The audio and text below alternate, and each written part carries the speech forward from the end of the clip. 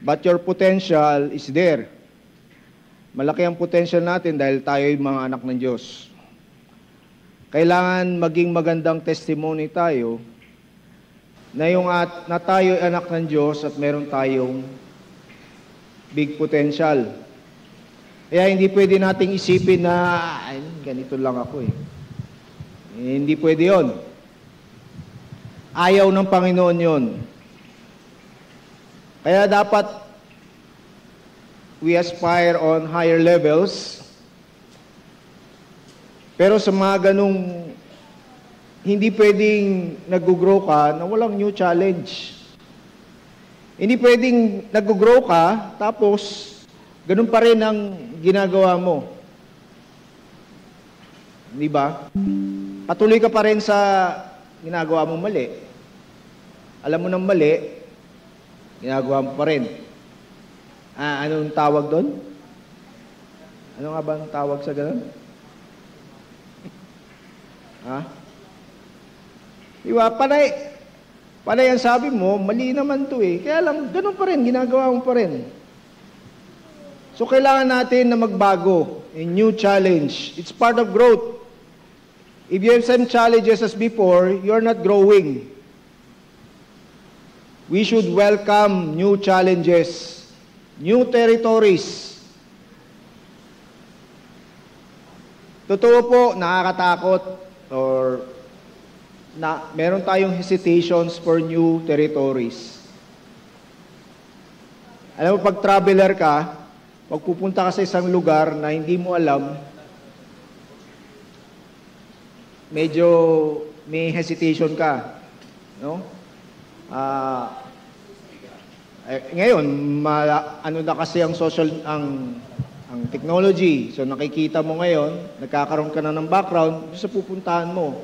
But what if bibigyan ka ng Panginoon ng isang challenge at hindi mo alam yung pupuntahan mo? New territories. So new challenges, kailangan meron kang bagong resources. More energy and more knowledge.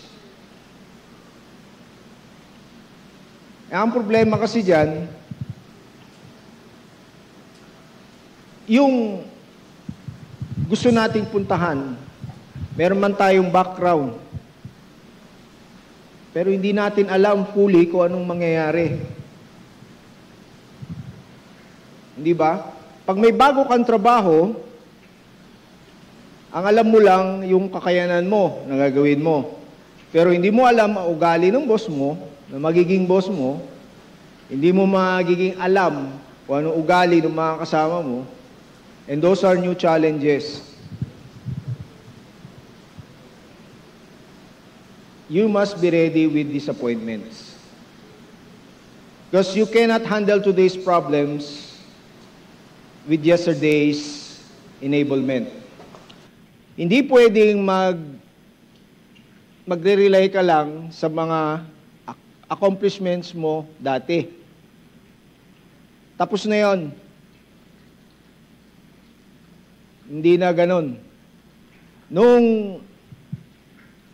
Nung estudyante ka, yung mga napag-aralan mo, pagdating mo sa trabaho, ba't parang iba yata ang alam mo lang yung basic, pero hindi mo alam na kaya nga ang masusubok mo ang iyong talino pagka meron kang na-encounter, meron kang task. Tapos yung inaasahan mong task, yung smooth, pero hindi pala smooth. Hindi pala ganun. Malubak pala. So, hindi mo na pag-aralan nung dati yon. Hindi ko alam to Or, you certainly can handle the problems you're going to have tomorrow, next week, and next year with yesterday's anointing. Hindi ganon. Na pagmamalaki mo yung dati mong accomplishment. Pag matagal ka na sa trabaho, yung diploma mo, hanggang display na lang yan. Wala na yan. Kasi necessity na yon para sa'yo.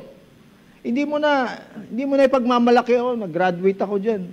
Ngayon, graduate ka. May bago kang gagawin parang katulad ko, hindi ko pwede ipagmalaki na, graduate na. Oo nga, doktor ka na nga, alam na namin yan. Diba? Hindi na pwede ipagmalaki yung nakagraduate ka ng isang kurso. Because there are new challenges ahead of you.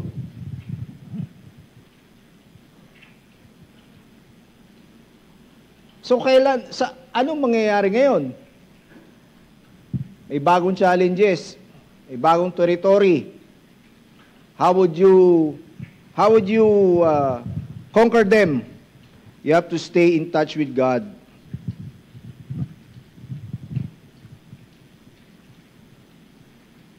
Mahirap ma-picture, no? Pero picture yourself, yung mga dati mong naging problema na nalampasan mo, nag-grow ka doon, no? Di ba? Pero tingnan mo yung ginawa mo dati. Di ba lalo kang naging close sa Panginoon? Kasi otherwise, hindi ka naman magtatagumpay. You get closer to God. Yun ang kaya nga makikita mo ang Christian growth pag ganon. Otherwise, hindi ka magagamit. Wala ka sa prayer meeting. Wala ka dyan. Pero, okay, tapos na yan. May bagong challenges. Yun yung sinasabi ni Pastor na hindi pwedeng hanggang dyan ka lang. Tapos na yan.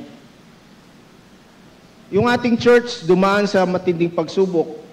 Napagtagumpayan natin yan. Pero, tapos na yun. Yung mga naiwanan natin, kung anong mga irrelevant na yun. Those are irrelevant. Pag-post lang sa Facebook yan. Pero, ano yung susunod? We have to conquer new territories. At hindi natin magagawa yan nang hindi tayo close sa Panginoon. Kailangan hihingi tayo ng tulong sa Panginoon. Sabi nga sa pinasa na, you do not have. Wala ka niyan Bakit? Hindi mo hiningi sa Panginoon. Hindi ka naging close sa Panginoon. If you believe God wanted to bless your life, what would you ask of Him?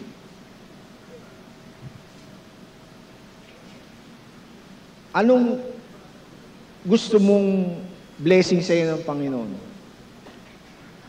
At ano ang paggagamitan mo ng blessing na yun? Ma-accomplish mo lang?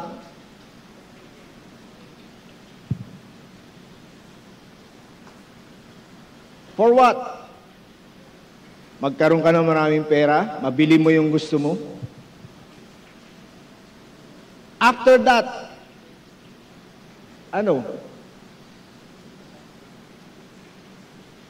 makabili ka ng bagong kotse kasi ayaw mo na sumakay. Sige, mabili mo na yung kotse. Saan ka pupunta? Anong gagawin mo? Anong gagawin mo sa kotse? Sige, nakapag-drive ka na.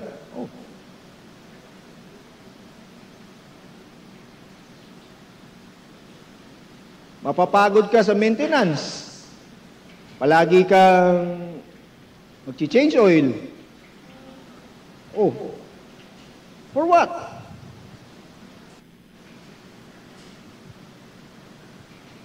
Do you try to accomplish your task based on your own power or God's power?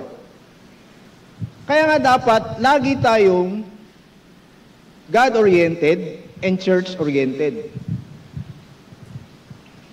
I believe, at yun ang doktrina natin, na walang ibang mag-glorify sa ating gagawin dito sa lupa ngayon, kundi yung church-oriented. Pwede ka mag-donate sa mga foundation. Magbigay ka man dyan ng malaking pera. Post mo pa, nagbigay po ako nito. Pero pag hindi yan church-oriented, hindi mag-glorify ang Panginoon dyan eh.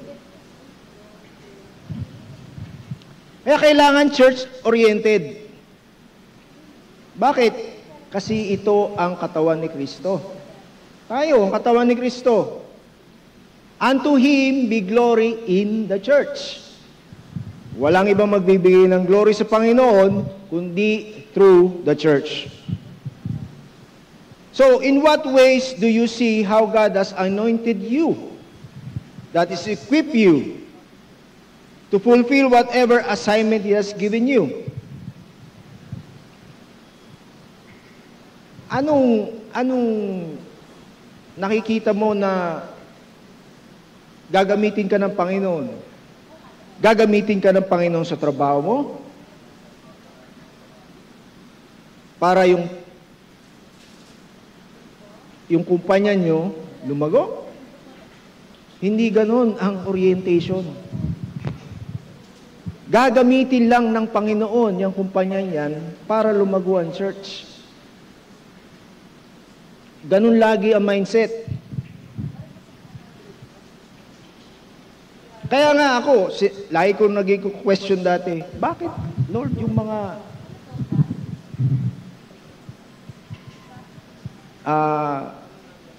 tulad na Microsoft, sino bang may-ari niyan? Microsoft? Bill Gates. Wala namang. Bakit sila pinagpapala? Sila yung mapera. Bakit si Elon Musk? Mapera. Bakit sino yung namatay? Yung sa Apple? Steve Jobs. I remember, di ba, diniscuss ko yung naging ni Steve Jobs na gaano man siya kayaman, pero hindi niya mailigtas yung sarili niya. Meron siya kasing pancreatic cancer. Bakit sila ganun? Actually, nilagay sila ng Panginoon dyan para gamitin, para protektahan ang church. At yung church may magamit.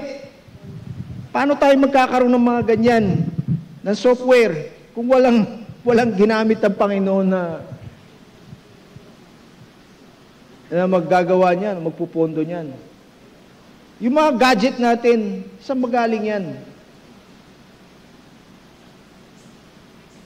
Ginagamit natin ngayon yan, pero yan ay yung mga taong sa likod na gumawa niyan, o nag-invento niyan, ginamit lang sila ng Panginoon para tayo merong gamitin. Bakit? Hanggang dito lang naman to eh. Pag nag-rapture, iiwanan din natin to eh. At anuman ang ginawa nila is irrelevant. Bakit? Hindi naman nila ginawa yun because of the church. Pero tayo, na mara-rapture, kung tayo nagbigay ng panahon sa church, iyan ang rewarded. Kaya lang, habang sa ating journey, sa ating growth, there will come a time na mapapagod, nakakapagod. Bakit? Parang walang nangyayari sa ginagawa natin. Parang wala tayong na-accomplish. Dito sa binasa natin, di pala. Yung sa 2 Corinthians chapter 1 verse 8. Ang sabi ni Paul, "For we would not, brethren, have you ignorant of our trouble which came to us in Asia, that we were pressed out of measure, above strength, in so much that we despaired even of life." Ang background kasi dito, well, hindi naman malinaw, pero if you read sa Acts chapter 19, yung bagong assignment si Paul na binigyan ng Panginoon. And then nakarinig siya na sa Ephesus, may mga naniwala doon, may mga Kristiyano. So nagpunta siya. At dahil may mga Hudyo rin, may mga Hudyo na nag-migrate because of persecution. So part ng members ng church nagpunta doon. And he was so excited kasi binibigyan siya ng balita na maraming na-save, maraming naniniwala kay Kristo dito. So he went there. For 2 years he was there. At tuwan-tuwa siya dahil sa kaka-preach niya, although may mga gusto makipagdebate sa kanya, doon sa synagogue, talagang debate sila. Pero nananalo siya eh. Kasi tama yung sinasabi niya, may wisdom. So naniniwala sa kanya yung mga tao. So maraming na-save. Nung time na yon. At tinuruan niya ng doktrina. Itong Diyos, kasi ang time na yon, yung Ephesus was, alam niyo yung Greek mythology, yung kanilang Diyos doon, parang si Mary, yung Diana. Sa Romans, yung Venus yon. Kaso itong Diana kasi, as their gods, sexual symbol yan. Kaya rampant doon ang, yung mga ngayon, mga palabas sa sine, sa Viva Max. Yan, ganun yan dati. At doon sa stage yan, walang sine noon, pero nagkalat ang akala nyo ba, ngayon lang yung mga suit na sexy? Noon yan, nangyayari na yan noon. Dahil, yung influence ng religion sa kanila, yung culture na si Diana ay sexual goddess. Ang kaso, merong mga nagninegosyo na yun ang kanilang negosyo, religious. So, yung binibili yung kanilang mga items. Hindi ko alam kung paano, siguro, yung mga, wala namang picture nun eh. Yung ginagawa nun, yung mga estatwa lang gano'n. No? So, mabenta. So, ang dami talaga nagninegosyo niyan. Kaso, tinira ni Paul. Sinabihan ni Paul, mga Diyos-Diyosan yan. Nako, may nagprotesta. Yung isang Demetrius ang pangalan nun, nagprotesta ngayon. Kasi nawala na negosyo eh. Noon, wala namang social media. Noon, pag nag-gather dyan, nagsalita, kasi nakikinig sa isang parang arena.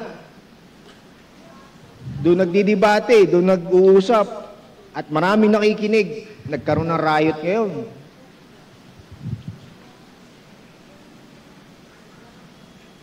So yung momentum ni Paul nasira.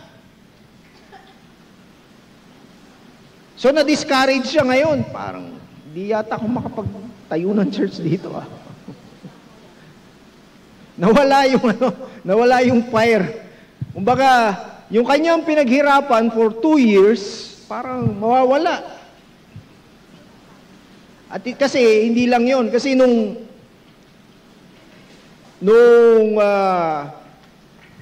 nag-uusap-usap na ganyan, nagkaroon ng riot, pinag-initan siya ngayon. Kasi ikaw, pinagbawalan mo kami na ganito eh. Yan. Kasi nga, negosyo eh. Di ba? Diba? Sounds familiar? Ganyan din ngayon yan sa atin. Now, kaya sinulat ni Paul, sabi niya sa Corinthians, kinuwento niya ngayon nangyari, the trouble which came to us in Asia, that we were pressed out of measure, above strength, in so much that we despaired even of life. Pero anong natutunan ni Paul? But we had the sentence of death in ourselves, that we should not trust in ourselves, but in God, which raiseth the dead. Na-picture nyo yung kanyang discouragement, yung disappointment, talagang kumbaga andun eh. Parang makakapag-Bible study na kami, kaya lang may kontra, gumawa yung demonyo talaga, demonyo na to napa.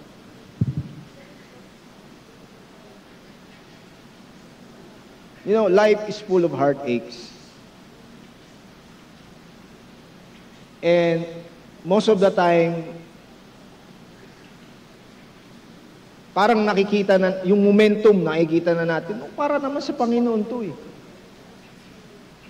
Kaya lang, hindi nangyayari. And, nakaka-disappoint, di ba? Ewan ko. Meron kang inaasam-asam na trabaho dahil meron kang first fruits na gusto mong mabigay this year. Oh, yeah, kasi yun ang commitment mo.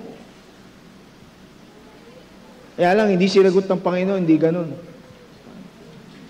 Nakaka-disappoint.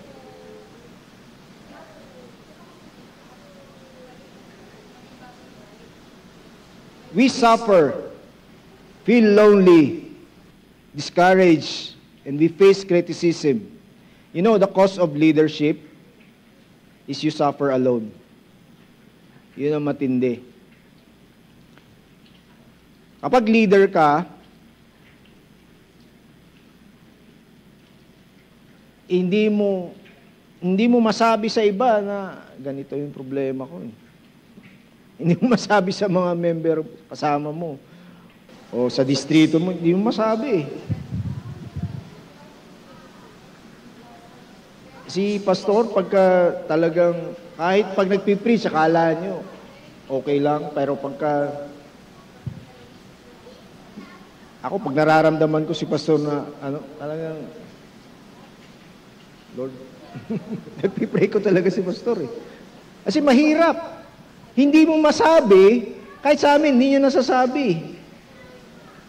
How disappointed, kung gaano siya, kasi, ayaw niya kasing mawawalan ng moral.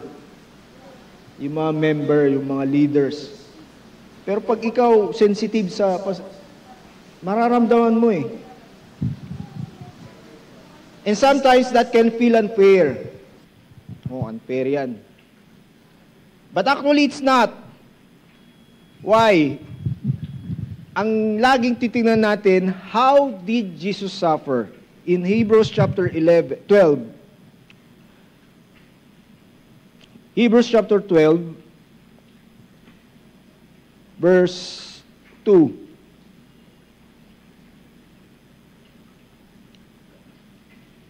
Hebrews chapter 12, verse 2. Ito ang pagkakasabi niya. Looking unto Jesus, the author and finisher of our faith.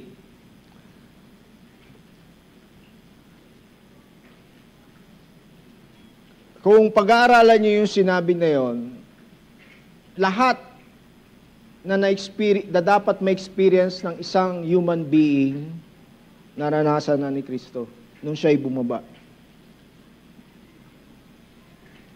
I don't know how you picture it, pero alam niyo, pag binabasa niyo yung Gospels, makikita mo doon ang sorrow talaga ni Kristo. Bakit? Alam mo ba na napakahirap emotionally na malaman mo kung ano ang mangyayari sa'yo? Ayun nga, malaman mo may cancer ka at mamamatay ka, di ba? Maghihirap ka.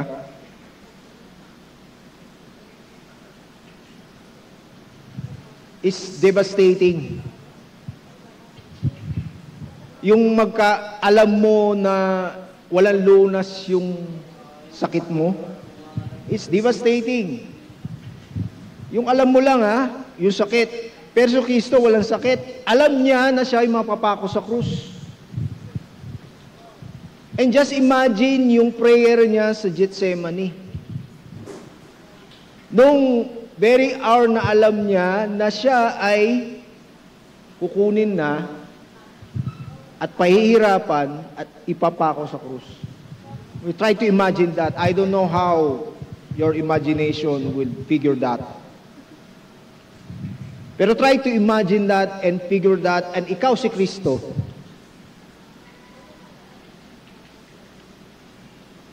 Sasabihin mo, Diyos naman siya eh. Alam niya. Hindi siya Diyos. Tao siya nung nandito siya, at lahat, kaya nga powerless, wala siyang power that time. He could have called 1,000 angels, pero hindi niya ginawa.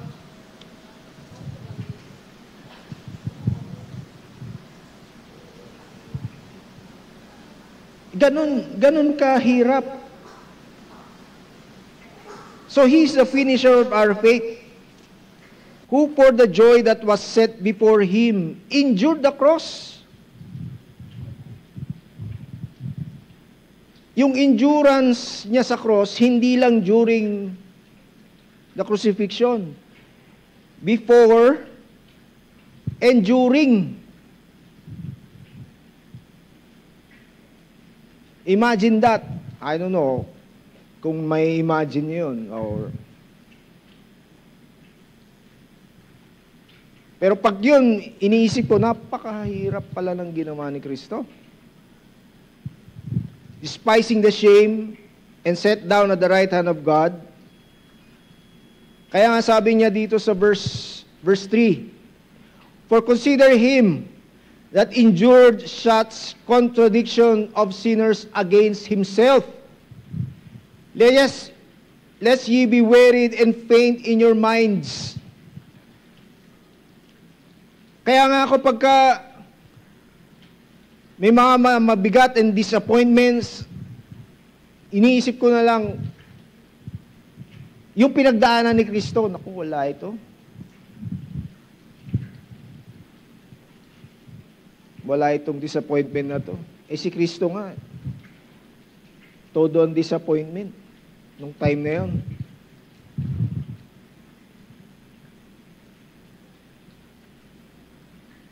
Verse 4, Ye have not yet resisted unto blood, striving against sin.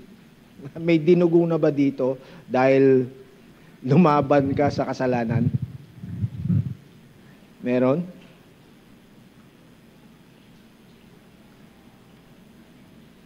Wala pa naman, di ba?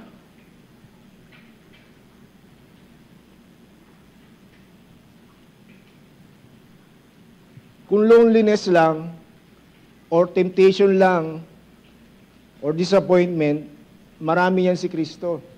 Doon tayo tumingin. Kaya mas naiintindihan niya yung kalagayan natin. Kaya kailangan maging close ka sa Panginoon. So, ang key dyan is, I refuse to get discouraged. I rely on God. Parang ang dali, no? Refuse to get discouraged. Madaling sabihin, no?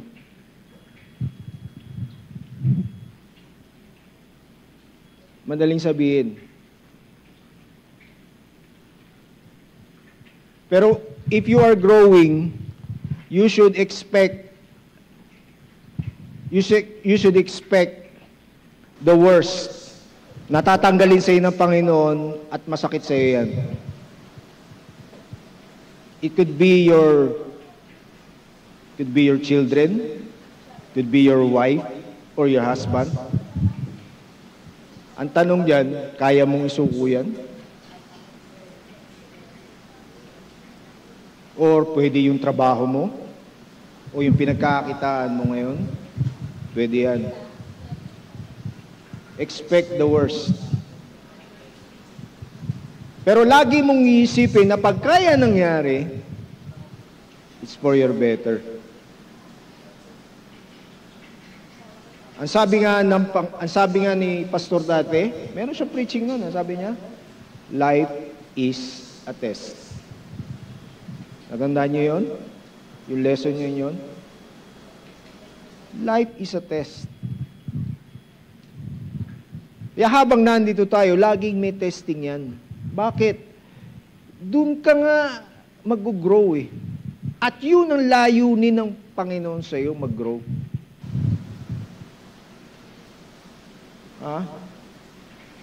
It would be inconvenient. Kaya kayo mga bata, huwag kayo. Yung konting hirap, wala yan. Huwag niyong alalahanin yan. Dahil may mas mahirap pa dyan. Yung sasabihin mong wala kang tulog, wala. Hindi ka natutulog pagka naglalaro ka ng, ano yun? Yung game. Oh. Sa mga kabataan ngayon, mahirap na nga yung walang cellphone. Pag nawala ng cellphone, hirap na eh. Matindi ito mga to. Kala mo, busy pag nawala ng cellphone.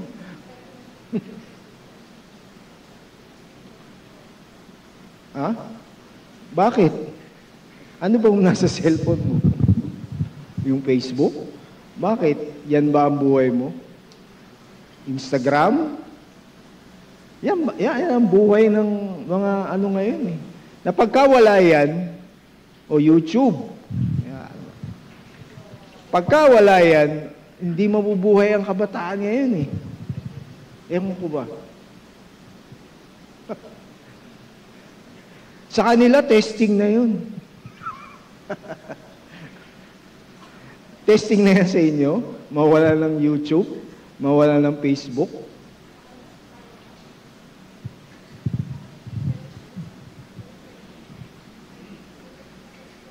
Sa akin, ang talagang mabigat, mawala akong mabasa. Talagang bored na bored ako. Pag wala akong nababasa, wala akong napapag-aralan, parang, stagnant ako, Kaya hindi pwedeng mawala yung tablet ko eh. Talagang, andito yung opisina ko eh. Yung laptop ko, hindi pwedeng mawala eh. Yan yung opisina ko eh. Pero pwedeng wala YouTube. Pwedeng walang Facebook.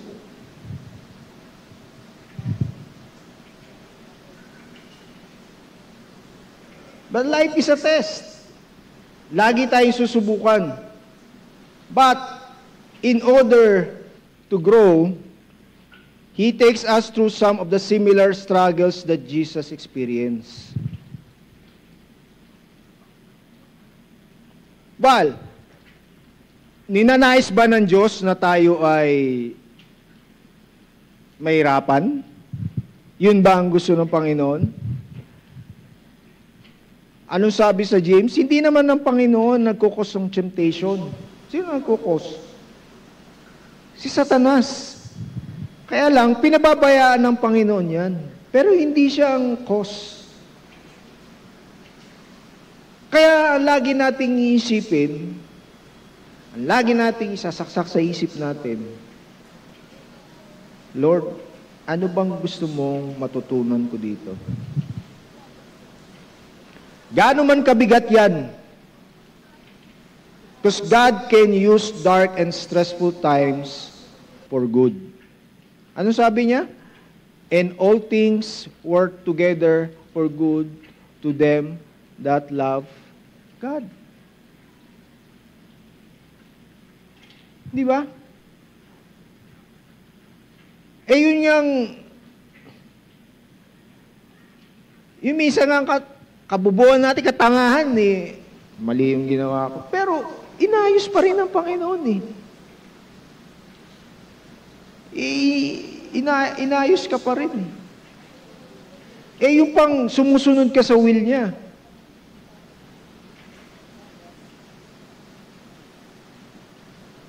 So, you're never a failure until you quit.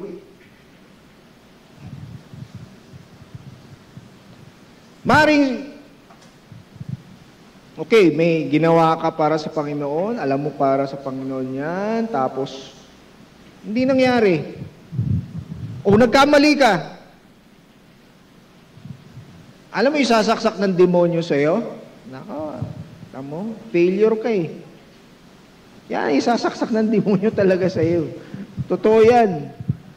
Yan ang isasaksak niya. Kailangan matutunan mo ang Satan's deception.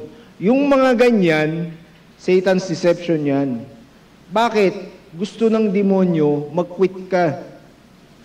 But, you should come to a point of your life that quitting is not even an option.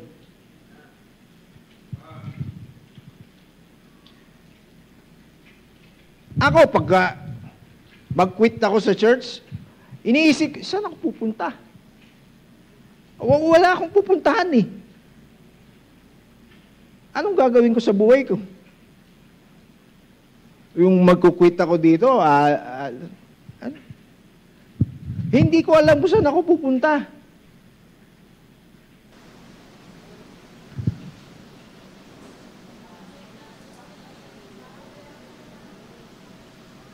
Ang kaso, talagang susubukan ng Panginoon yan. Because God uses tough times to test your persistence. Di ba? Di-disappoint ka. Sabihin mo, Panginoon, di na ako nag-quit, pahirapan mo pa ako. Di ba, napaka-ironic. Hindi ka na nag-quit, pahirapan ka naman. Di ba? Pabayaan ka naman ng Panginoon sa ganyan. No. That's part of growth. Kasi hindi ka naman mag-grow kung walang difficulty. So the difference between the faithful people and unfaithful people is that unfaithful people give up at the first sign of difficulty. Konting hirap lang. Wala. Mawala lang na cellphone. Naku, wala. Hindi na alam ang gagawin sa buhay.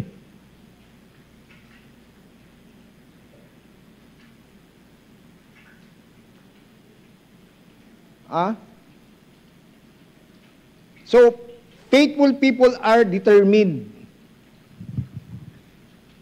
They are diligent. They are persistent.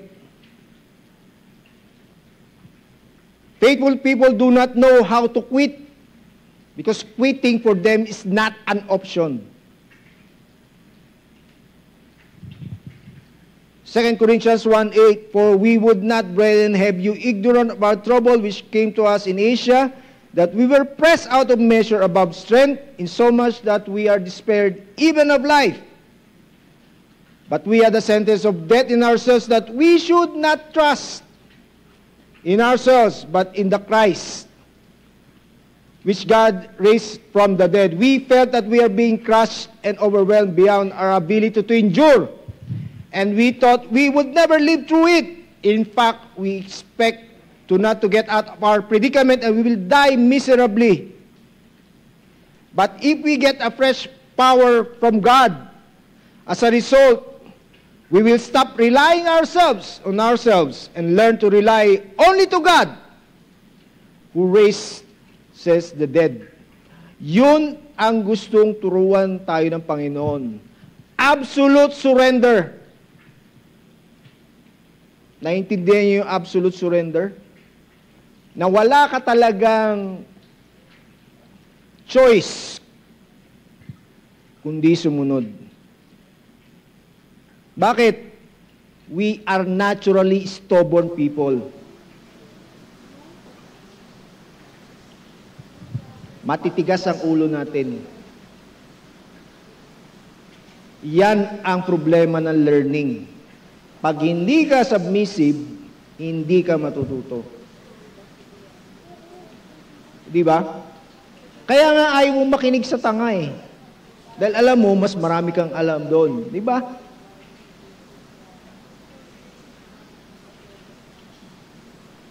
Ang kaso, even an idiot can teach you. Kaya we should broaden ourselves, our minds, our perspectives. Kasi, naalala nyo si Balaam? Sinong nag-rebuke sa kanya?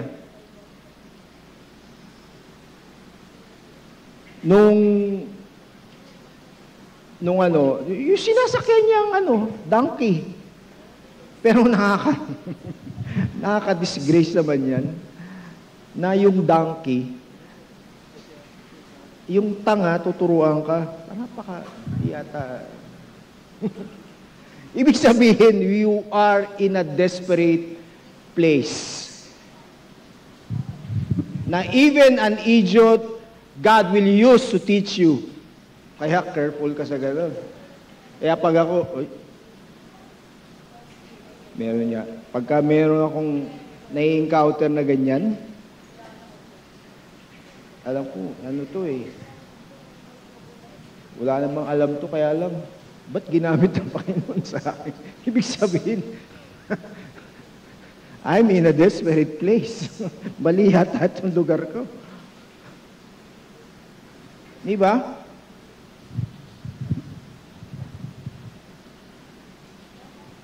So what we should do when you're going through difficult times? Refuse to be discouraged. Ito, may magandang sinabi si Charles Stanley when he was, nung buhay pa siya. At naging magandang lesson sa akin to when I was very down. Ang sabi niya, disappointments are inevitable.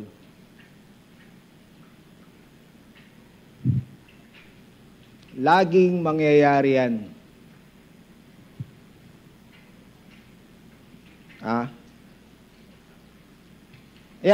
I-expect mo na, pagka may magandang pangyayari, andyan ang demonyo talaga. I-disappoint ka. And they are not, disappointments are inevitable. But, discouragement is a choice.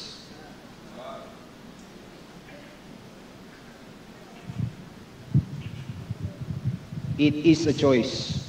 Kaya nasa sayo yan. Kung gusto mong manatili kang discouraged, o i-encourage mo ang sarili mo. May magandang example niyan si David. I don't know, naalala niyo yung nung si David tinutugis ni Saul. Diba? Tinutugis siya. There was one time na doon sa kuweba, talagang pwede niyang patayin. Kaya lang, hindi niya pinatay. Ang ginawa niya, yung balabal na ganun, tinanggalan niya ganun, tapos pinakita niya, kaya kitang patayin, Saul. Kaya lang, hindi ko gagawin yan. So akala niya matatapos, hindi pa rin, tinugis pa rin siya. So, ang ginawa niya, punta siya sa kalaban doon sa Philistines. Doon siya nagtago. Wrong move. And I know, doon sa mga kasama niyang warrior, maraming disappointed sa kanya doon. Mali yata yung ginawa. Pero, gagawin nila. Sumunod eh. Yun ang leader nila. So, sumunod sila. Pero antigenic, alam niyo yung antigenic? Yung parang, malakas yung antigen mo, malakas yung antibodies mo doon sa, kasi kalaban eh. Paano kalaban mo, yung katabi mo kalaban, hindi ka makatulog talaga. Pero gumawa ng way ang Panginoon para hindi sila, kasi nalagay sila sa alanganin. Kasi yung Philistines, may digmaan against Saul. So nalagay sila sa alanganin. Kaso, yung ibang general ng Philistines, ba't nandito yan? Di ba pinatay niya si Goliath? So nalagay sila sa alanganin. Kaso yung padrino niya, yung Ashis ba yun? Sabi sa kanya, kasi magandang testimony niya kay Ashis kasi sinusunod niya obedient siya Kasi nga, alam niya, sangga niya para hindi siya lusubin ni Saul. Yun ang padrino niya. So, kinausap ng mga, ba't nandito yan Kaso hindi makaindi si Ashis. Sige na nga. Umuwi ka na lang, bumalik ka na sa niyo. Kasi nung sumama sila doon sa, iniwanan nila yung kanilang mga pamilya doon sa Siklag. Di nakalusot na siya. Salamat. Di tuwan-tuwa na yung mga kasama niya. Uwi, biruin mo, mauwi. 2 years sila nandun. Ikaw naman, 2 years, mahiwalay ka sa pamilya. Wala namang Facebook nun, wala namang Messenger, walang Viber, wala, hindi nila alam nangyayari. So tuwan-tuwa sila. Pagdating doon, nako, nilusob pala ng Amalekites yung Siklag. Hindi lang yun, tinangay yung pamilya, yung bata, yung kanilang mga anak at yung asawa. Yung 2 asawa ni David, tinangay din. Kasi imagine mo yung pagod na pagod ka, tapos dadating ka sa pamilya. Wala yung pamilya mo, na-disgrasya. Ano nangyari? So discourage sila. Siyempre, mag-iiyakan yan. At to the point, nababatuhin talaga si David. Ikaw kasi sumama ka. Sana hindi na tayo sumama dun Pero nung ginawa ni David, he encouraged himself with the Lord. So bumalik siya sa Bible. Bumalik siya sa sinulat ni Moses. Bumalik siya doon. At nag-pray siya. At lumapit siya sa priest. Yung ephod, dati yun, kasi yun yung nagpipray doon para yung mong sasabihin. Ngayon, nagpaalam si David, Lord, tirahin ko itong mga Amalekites to. Pwede ba? Pumayag ang Panginoon. Sige, makukuha mo lahat yan.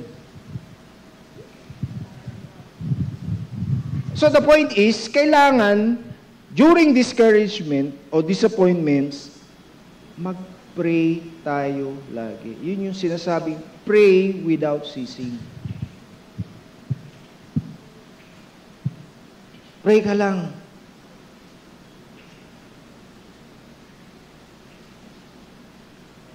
Our maturity gauge is how close tayo sa Panginoon. And don't think you are really close to God. Bakit? Malalaman mo yan kung gaano mo siya kakilala, kung gaano ka close. Kasi you will never question God with your own logic. Kasi alam mo, pagka you're growing in knowledge, nagiging siyempre, rational tayong tao Rational tayong, di ba? So, meron tayong human logic. Pag alam natin na 1 plus 1, dapat 2. Ganun ang logic natin mathematically oriented. Kaso, hindi ganun ang Panginoon He has broader knowledge and wisdom.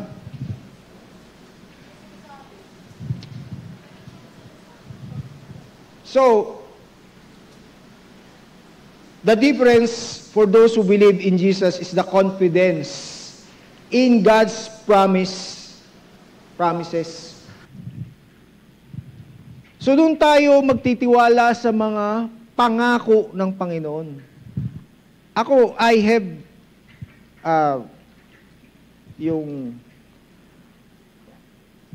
ang tawag dito, yung mga verses na kinapipaste ko, yung mga promises ng Panginoon sa isang, sa isang word.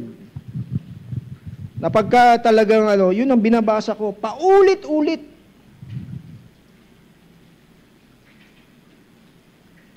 Mind you, pagka ikaw nasa malaking problema, marami kang makakalimutan.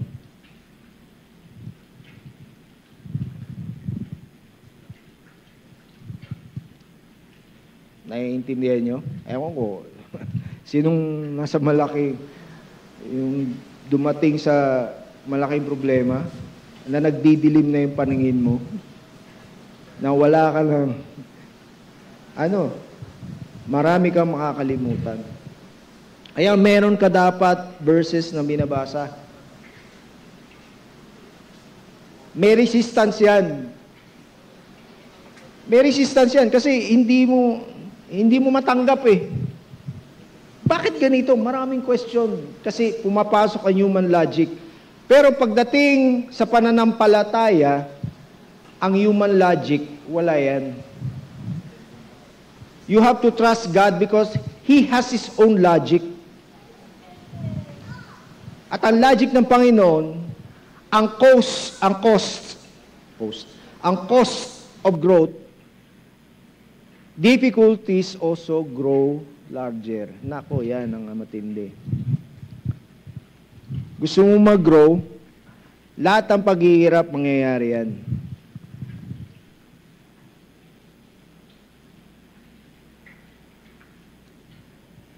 Mangyayari yan.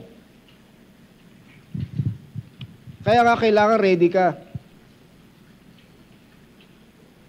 Not only physically, but also emotionally. Kung akala mo, lumating ka na sa age na,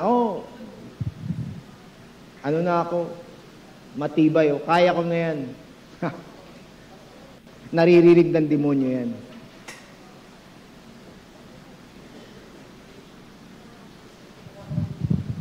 At magiging vulnerable ka. So you have to rely on God's protection and guidance and get closer to God. Kaya kailangan malakas ka.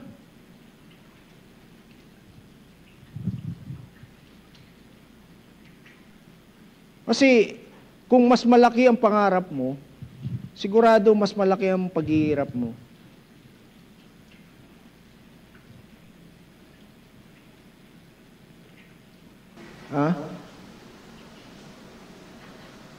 Si Joseph, alam niyo nangyari kay Joseph, di ba?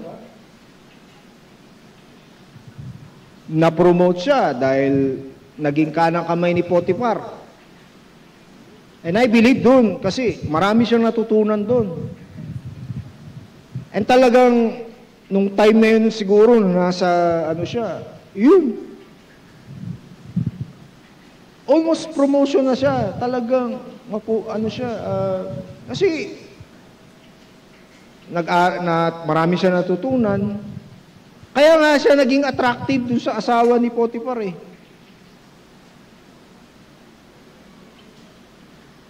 O tama naman ang ginawa niya. Nung inaakit siya ni Potiphar, hindi ko magagawa yan. And mind you, mabigat na pagsubok yun. Bakit? Walang asawa si Potiphar, si Joseph, single at teenager. Mapusok. Pero, pagmamalaki yan, Lord, nakayanan ko yung temptation. Yun yung time na umalis na yung asawa, no? So, akala niya, okay na siya. Pamihira. Bigla siyang kinabog. Anong ginawa mo sa asawa ko?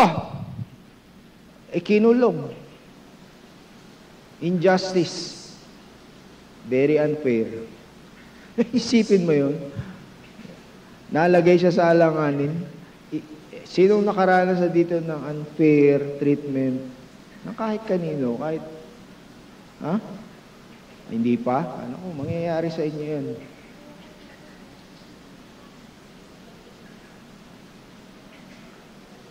And he was put again in a dungeon.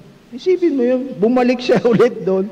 Dati nga, di ba, nung binenta siya doon, nilagay siya sa dungeon. Kinulong siya. At nakulong na naman siya ulit. Ganon katindi.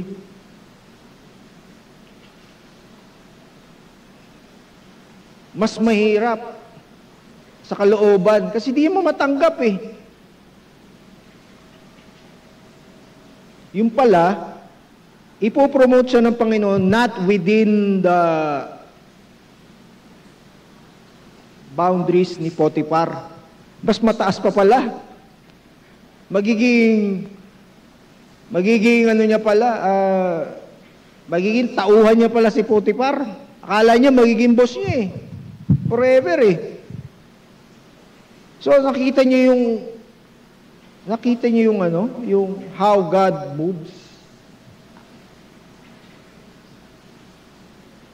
Maaaring sabihin nyo, Genesis lang yan, iba naman ngayon. Maraming ganyan. God can make miracles. Now second, I rotate my sufferings into service.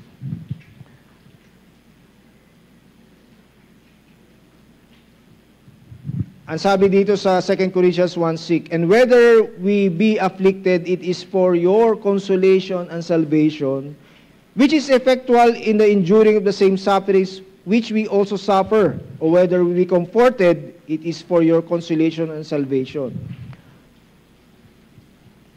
Nung time na to kasi, alam ni Paul na kailangan mangyari sa kanila ang sufferings kasi yun yung isusulat niya. Kaya nga, nagkaroon tayo ng mga epistles. Kasi dati, wala namang Bible na Old Testament lang hawak nila. And they rely on memories, yung sinasabi ng Holy Spirit. Pero alam ng Panginoon, kailangan may written Word of God. Kasi for how many generations, for how many years, hindi maipapasa yan eh. Hindi naman maikukwento ng mga tao eh. Sa kanilang mga anak lang. Kailangan may nababasa. So yun ang task ni Paul. Hindi lang siya maging testimony at his time, but also a testimony throughout generations. Kaya nasulat niya. Kaya sabi niya, kung ano yung naranasan niya, it's for our consolation. So everyone is going to face problems. Okay, lahat tayo. And God will give grace. Okay. But actually, He also wants you to be willing to use your experiences to help other people. Kaya nga, pag nag-witness ka sa Unsaved, anong sinasabi mo? Yung naranasan mong salvation. Diba? Pag nagtuturo ka sa Sunday school or sa grupo nyo, ano bang matuturo mo? Yung na-experience mo. Kasi mayroong testimony. Kaya nga ang church natin, kaya nga si pastor, bold na mag-preach sa ibang churches kasi maganda ang testimony ng church natin. Di ba? yung nangyari sa kanya, and we stayed with him. Isang magandang testimony sa kanya sa ibang churches. So yun ang purpose na tayo ay ilalagay ng Panginoon sa isang pangit na sitwasyon para yung matutunan natin, maituturo natin sa iba. Paano ka makapagturo kung wala kang natutunan? Kung babasahin mo lang isa-isang ganyan. Walang buhay. Walang testimony. Diba? Paano mo maituturo, lalo na sa pamilya mo, sa mga anak mo? Paano mo ituturo yan? Kung wala kang testimony, wala kang natutunan, o hindi mo na-experience yan. Kaya importante ang experience.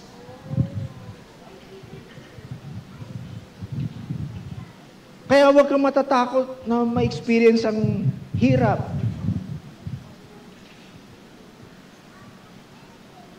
At may iba-ibang level yan ng paghihirap.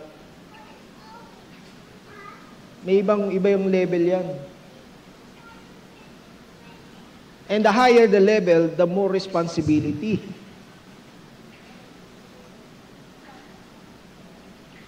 Pero iisa lang ang key. Through our struggles, we should become closer to God. Paano mo ituturo na maging close sa Panginoon kung ikaw malayo? Kung hindi mo naiintindihan yung unanswered prayer.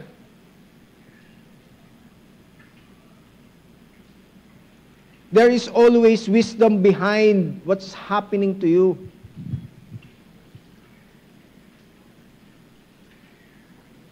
First Corinthians 1:11, we also helping together by prayer for us, that for the gift bestowed upon us by the means of many persons, thanks may be given by many in our behalf. 2 Corinthians 1:4, who comforted us in all our tribulation, that we may be able to comfort them which are in any trouble, by the comfort wherewith we ourselves are comforted of God.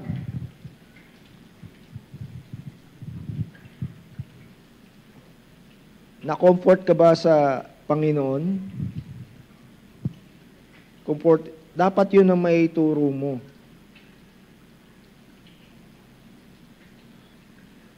First Corinthians 1:6, and whether we be afflicted, it is for your consolation and salvation, which is effectual in enduring the same sufferings which we also suffer, or whether we comforted, is for your consolation and salvation. So,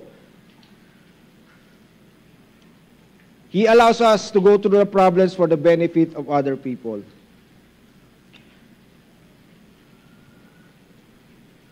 Ako, nung sinabi ni Pastor, pangunahan mo na yung Cavite Las Piñas sa Kupatay. Alam ko na ibig sabihin nun. Stretch.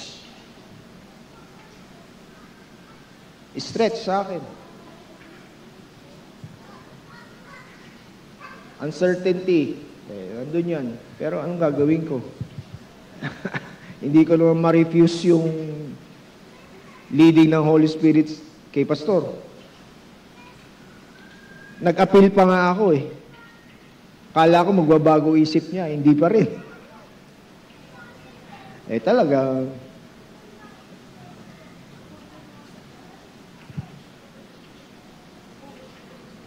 Kasi alam ko may stretch ako eh. But ang nakita ko na lang, I know God will do something.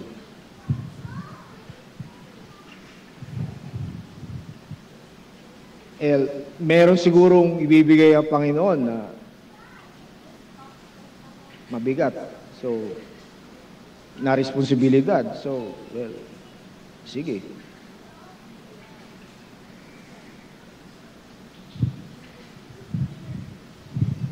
So, I'm expecting more, More problems.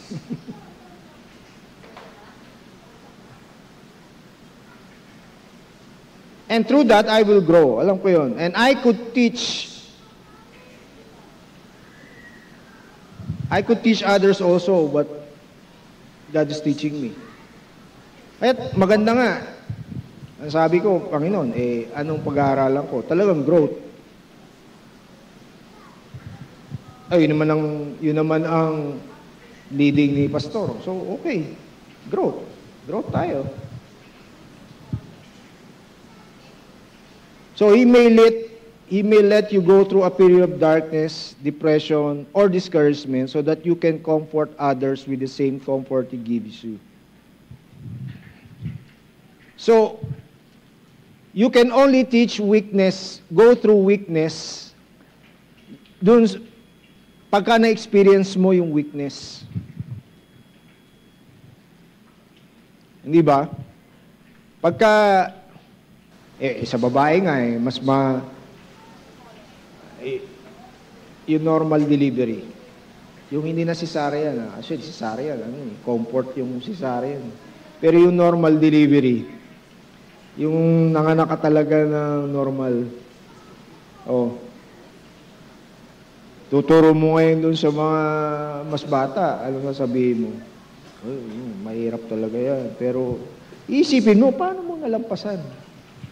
Di yun na may tuturo mo ngayon. Di ba? Ako, hindi ko may ituturo yan kasi hindi ko naman naranasan yan. Nakikita ko lang. Pero hindi ko alam yung pain siguro, alam ko theoretically na masakit mga anak, kasi ginugupit pa nga namin yan Pero may anesthesia. Pero hindi kasi yung paglabas ng bata may masakit Alam ko masakit yung talagang hindi mo maintindihan yung sakit. Yun daw yun siyempre, hindi ko mo naranasan yan. Theory lang. Pero pag ikaw mismo ang nandun, kaya nga, kita mo yung effective, kaya nga, may kumadro na bang lalaki? Wala. Ang kumadro na lagi ay babae. Kasi sila yung makaranas niyan. Alam nila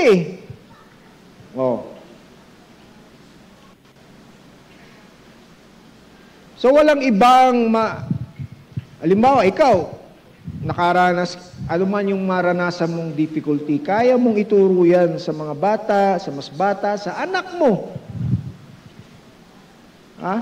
Kahit hindi sa ibang tao, sa anak mo na lang. So while God works in you, He also wants to work through you to help others. And that's testimony. Kaya maganda nga magturo pagka merong kang testimony. So we have to be ready. We have to be ready on our growth.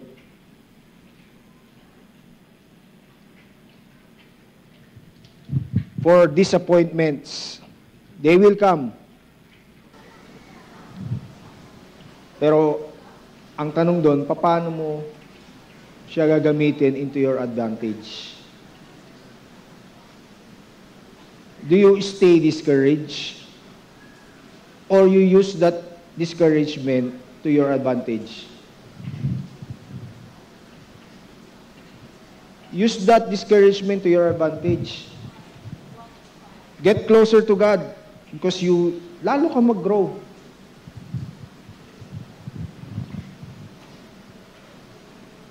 Ang sabi nga ng stoicism, alam mo yung stoicism, Greek philosophy yun Yun ang sikat ngayon sa US, no? Pero actually, parang yun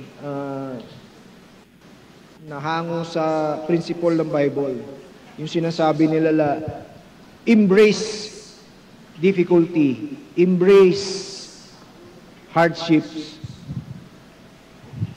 Yun yung term nila, no? Pero alam na natin yan. Kasi ganun naman talaga tayo dapat. ganun tayo tinuturuan ng Panginoon. So, as I've said, maganda yung sinabi ni Charles Stanley, disappointments are inevitable, but discouragement is a choice. So what will you choose? Will you stay discouraged? Or you want to turn out those discouragement for you to grow so you can teach others? Tayo pong tumayo lahat. Tayo po manalangin. Ama namin Diyos, salamat po sa mensahe po ngayon about our growth and disappointments will come. Alam po, gagamitin to ng demonyo upang kami ay mag-quit. But I pray, Lord, sa mensahe ngayon ay namulat po ang bawat isa na we should be closer to you. Closer and closer to you. So we could turn our difficulties and discouragement into our advantage to be closer to you and to be used for others. Maraming po salamat sa paggamit niyo po ngayong gabi sa pangalan ng Panginoong Jesus. Amen. If you need to come to the altar regarding the lessons that you learned today, maring na-disappoint ka sa ngayon, it's about time to be closer to God. Be closer to God.